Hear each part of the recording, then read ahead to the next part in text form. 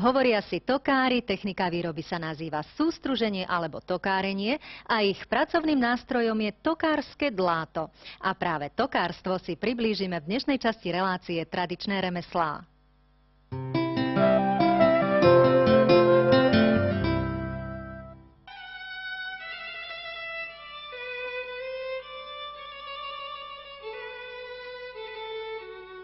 Keď sa dnes povie tokárstvo, málo kto z nás vie, aké umelecké remeslo sa pod týmto názvom skrýva. Tokár pomocou svojich špeciálnych nožov obrába alebo tvaruje z vonkajšej plochy i vnútornej plochy, odoberá teda z materiálu vrstvy dreva a vytvára tú formu, ktorú on potrebuje. Tokárstvo v našich podmienkách bolo ako ľudovým remeslom, tak i priemyselnou výrobou.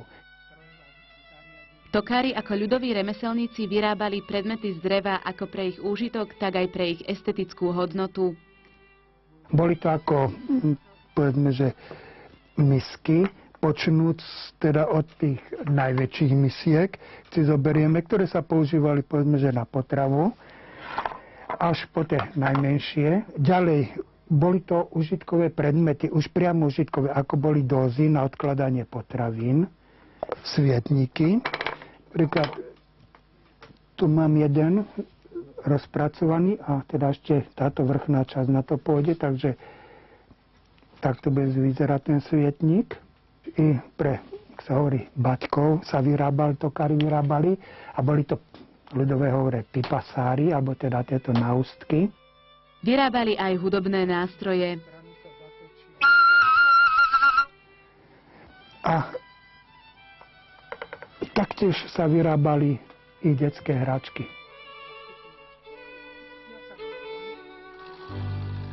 Tokári priemyselníci vytvárali točené časti nábytku, napríklad nohy stola či rôzne dekoračné tvary na operadlách stoličiek i na nástenných a stojanových hodinách. Korene tohto remesla siahajú do dávnej minulosti. Napríklad perský král Xerxes I mal trón čisto krásne z dreva spravený a už vtedy tam sa objavili prvé náznaky umeleckej činnosti, kde stolička bola torzne robená, čiže ľudové povedané závitom robená a takisto i operadla na ruky.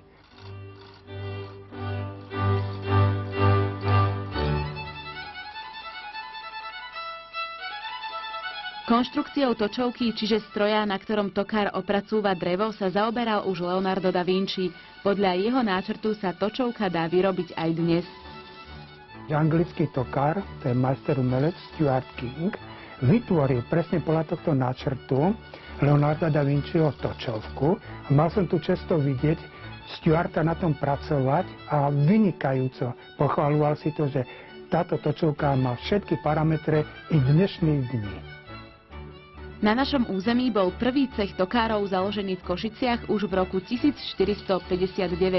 Dnes neexistuje žiadna organizácia, ktorá by združovala tokárov. Na stránke úľuvu je dnes zoznam približne 50 ľudí, ktorí sa tomuto remeslu venujú. Tokár potrebuje k svojej práci tzv. Točovku, stroj, na ktorom točí a obrába drevo. Ďalej sadu tokárskych nožov. Ostatné je na jeho predstave, fantázii a šikovnosti, ktorá prichádza s praxou. Lietalo to okolo mňa. Niekedy som sa stačil uhnúť, niekedy bola hrča na čele, alebo teda ruky celé dorantané. Život dokazuje, že aj v dnešnom technickom svete má takéto umelecké remeslo nezastupiteľné miesto. Chodia mnohí ešte. Tu mám niekoľko takých výrobkov, ktoré treba ako opraviť. Čiže začínajú si ľudia vážiť túto starú umeleckú techniku. Pretože ak si zoberiete, povedzme, misku. Ja si zoberiem túto misku z čerešne a keď ju pohľadkáte, cítite to teplo toho dreva. A zoberte si takúto misku z plexiskla alebo z iného umelého materiálu, ktorý automat chrlí. Povedzme, že niekto príde s deťmi, tak povedzme rôzne polotovary, alebo aj takto, že im dovolím, aby sa s tým hrali, tak sú problémy, aby mamička to svoje dieťa, to chlapca alebo to dievčatka odtiaľto zobrala preč, pretože to je hra, to je teplé, príjemné. Je lepšie ako tie umelomotné hračky. Takže nevymizne to. Niektorí mi povedia, A prosím ťa, čo sa s tým pápreš, toto kýmbaj do obchodu a tam to dostaneš precízne spravené. Hovorím, áno, to robí stroj. Ale tam nevidíš práve tú ruku. Ten stroj ti nerobí nikdy tam, kde sú hrče. Pretože ten materiál sa vyraďuje. Ja ako tokár s tými hrčami robím.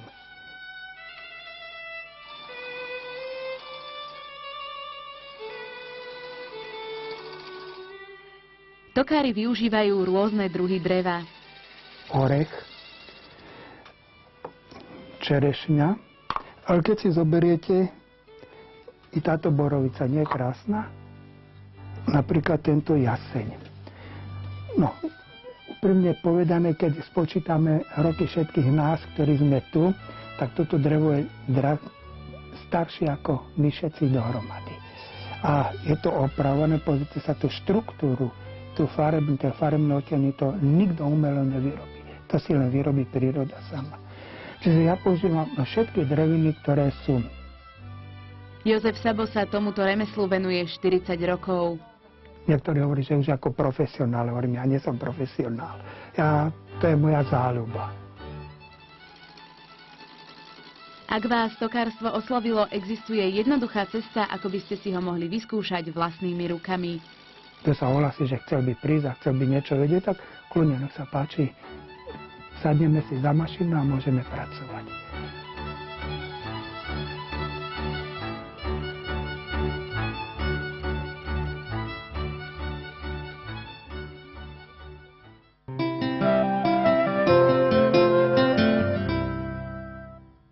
Mužské meno Wendelin je odvodené z nemeckého mena Wendelmar a znamená polabský Slovan. U nás už patrí medzi tie menej používané, ale keďže Wendelinovia majú meniny, prípadným oslavencom srdečne blahoželáme a hráme peknú pesničku.